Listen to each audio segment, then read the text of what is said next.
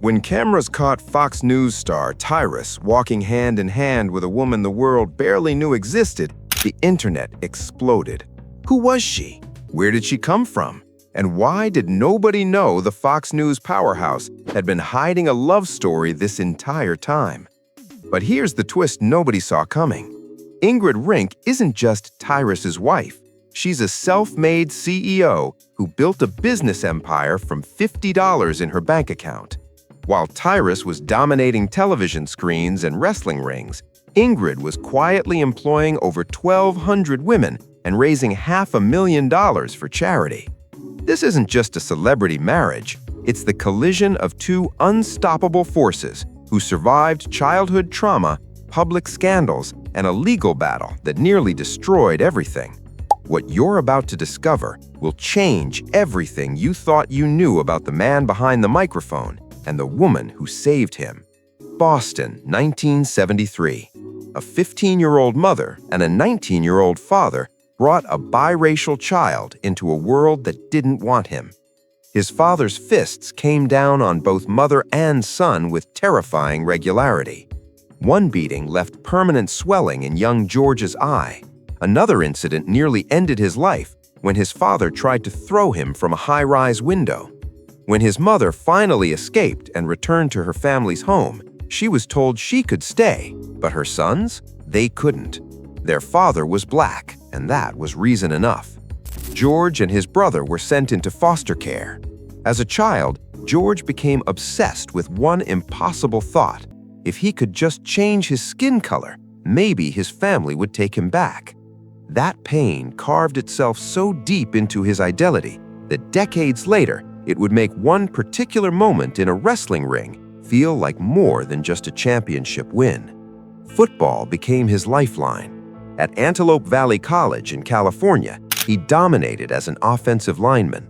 Coaches at the University of Nebraska at Kearney noticed and invited him to join their program. He anchored a massive offensive line for the Lopers, learned discipline from coaches like Claire Boroff, Darryl Morris, and Scott Hoffman, and in 1998 completed his degree in physical education. He couldn't afford to attend his own graduation ceremony, but he finished anyway. Pride kept him from asking for help. When football ended due to injuries, Murdoch worked as a substitute teacher by day and a nightclub bouncer by night. He even did security work for Snoop Dogg. Then, one night, while breaking up a fight, a professional wrestler saw him handle two men with theatrical calm and immediately recognized potential. That moment changed everything. By 2006, Murdoch debuted in WWE as Brodus Clay. But more important than the character was the man who shaped him behind the scenes. WWE legend Dusty Rhodes, the American Dream, became the father figure George Murdoch had never had. For someone who grew up without stable male guidance, Rhodes represented something sacred. He mentored Tyrus through character reinventions, taught him the business, and believed in him when few others did. Rhodes passed away in 2015, but his influence never faded. Years later, when Tyrus planned what would become his final wrestling match, he requested it be a bull rope match, the exact style Dusty Rhodes had made famous. Even in his last moments in the ring, he was honoring the man who had given him what his own father never could. In 2014, Murdoch moved to Impact Wrestling and became Tyrus, the name that would define him. His media career began almost by accident.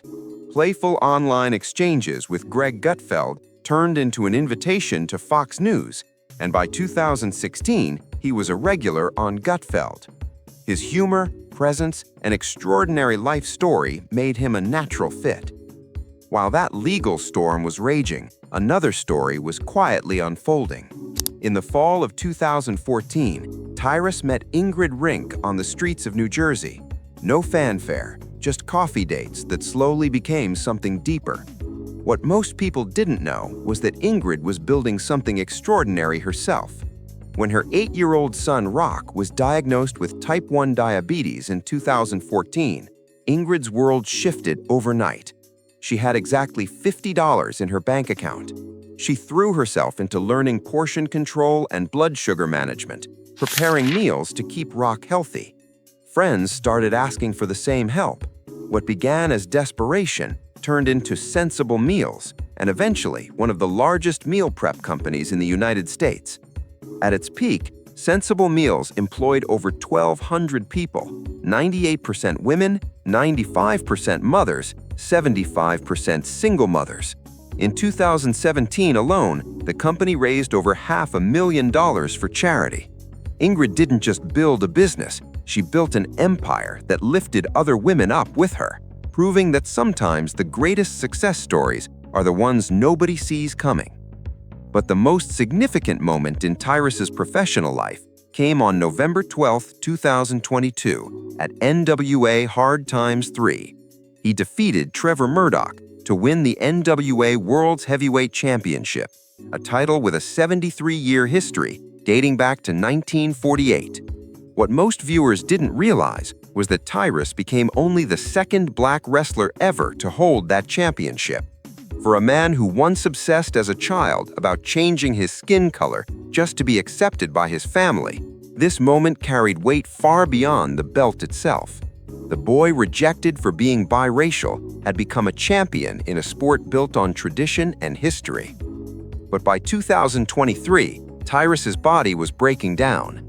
After the Crockett Cup, he started experiencing burning sensations in his shoulder and neck, tingling in his fingers, changes in how he walked.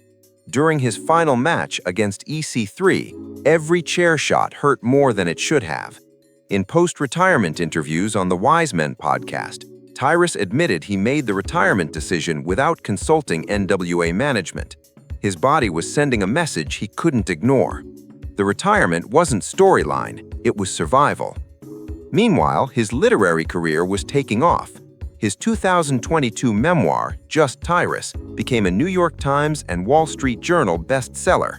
Think about that. The kid who couldn't afford his own college graduation gown wrote a book that landed on the most prestigious bestseller lists in America. The boy who slept in locker rooms became a nationally recognized author. In December 2022, Ingrid posted on social media about the emotional toll that year had taken on their family. She described it as deeply traumatic, but credited her husband for stepping up as a stronger leader at home. It was a rare glimpse into how the couple weathered public storms together. Their story has remained consistent. No rushing, no shortcuts. Just two self-made people who built something unbreakable. If this inspired you, smash that like button and share this story today. Thanks for watching.